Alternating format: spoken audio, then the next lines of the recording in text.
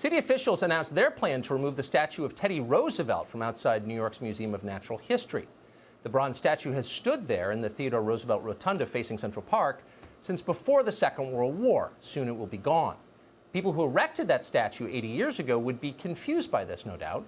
They did not consider Teddy Roosevelt a controversial figure. In fact, Roosevelt was the most popular president in American history. He was also the most American president. No other country could have produced Teddy Roosevelt. Roosevelt's virtues mirrored the values of America. He was physically brave, he was profoundly literate, highly self-disciplined, and amazingly energetic. While still a college student, Roosevelt wrote a 2-volume history of the War of 1812 that is still in print today. You can buy it on Amazon.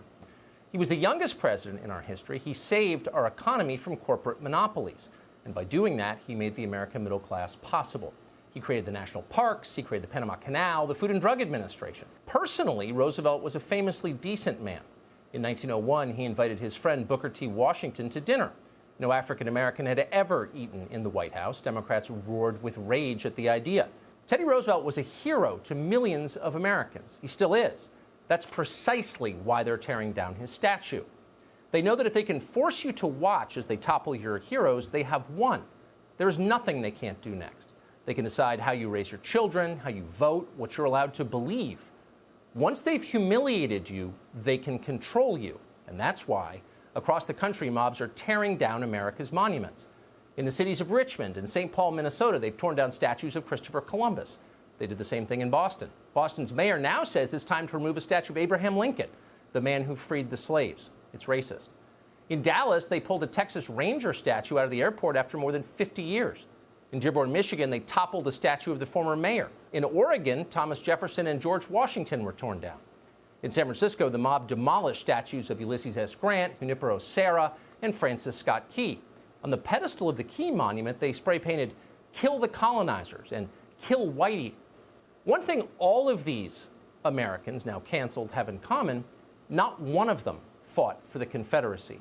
Pulling down their statues had nothing to do with the Civil War, at least not the first Civil War, the one that took place 150 years ago. Democrats understand that very well, and they support all of it. In every place where the mob has destroyed public monuments, Democratic leaders have backed them as they did it. But at the same time, and you should know this, so have many Republicans. Elected Republicans, almost all of them, are in no hurry to stop the disorder. They appear to believe what we're watching is a version of the Rodney King riots from 1992. People saw an upsetting video on the internet. They're angry, and that's understandable. But they'll calm down soon, and we can get back to cutting capital gains taxes and sanctioning Bashar al-Assad. That's their view of it. They are wrong. This is not a momentary civil disturbance. This is a serious and highly organized political movement. It is not superficial. It is deep and profound. It has vast ambitions. It is insidious. It will grow. Its goal is to end liberal democracy and challenge Western civilization itself. This is an ideological movement. The ideas that fuel it have incubated for decades on college campuses. We paid for all of it, by the way. The rest of us were so thrilled that our kids got into Duke that we decided to ignore what Duke was actually teaching them and just continued to send big checks. That was a mistake. It was one of the gravest mistakes we've ever made. We didn't appreciate the stakes involved at the time, and as a result of that, we became easy marks for their lies. Even now, so many of us continue to pretend that this is about police brutality. It's about the death of a man called George Floyd in Minneapolis.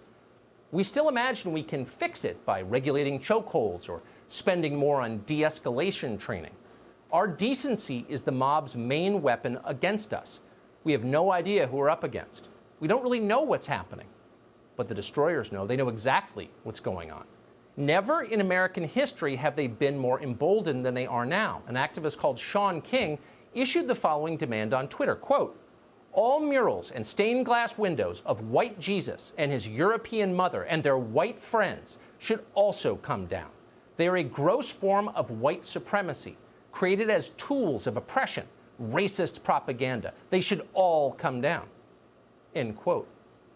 Before you dismiss that idea as absurd, the rantings of some crank on social media, keep in mind that Sean King is the most famous Black Lives Matter leader in this country. Black Lives Matter is now more popular than either major political party. So don't be surprised when they come for your church.